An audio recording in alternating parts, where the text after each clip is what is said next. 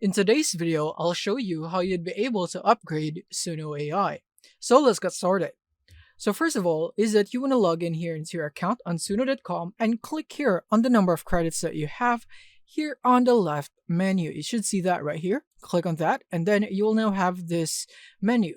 You can click here on upgrade to pro, and this is where you'd be able to get the paid plan. So either the pro plan, premier plan, and yeah, just choose between those two. And you also have this billing cycles in here. You can choose if you'd want a monthly billing cycle, you'd get the standard price.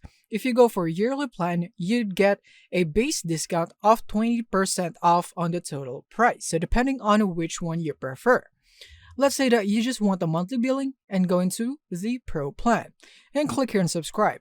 And it will now take you onto the checkout page wherein you can add your promotion code or coupon code to get a discount and then see the total value of what you're paying and then just provide your payment method on the right side. Click on subscribe and you will now be purchasing a subscription or paid plan in Suno AI, and that's how you can upgrade Suno AI.